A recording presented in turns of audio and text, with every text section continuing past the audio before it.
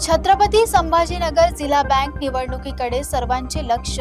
उमेदवारी अर्ज बाद झालेल्या 9 उमेदवारांच्या अपीलावर महत्त्वपूर्ण सुनावणी पूर्ण झाली असून आज अंतिम निकाल जाहीर होणार आहे. अनेक दिग्गजांचे राजकीय भवितव्य या निर्णयावर अवलंबून असल्याने उत्सुकता शिगेला पोहोचली आहे.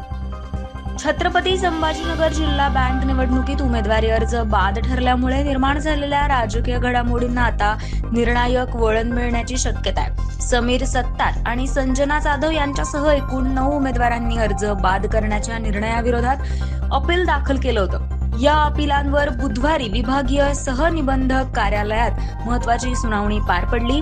दोन्ही बाजूंच्या वकिलांनी आवश्यक कागदपत्रे आणि पुरावे सादर करत आपापली बाजू मांडली.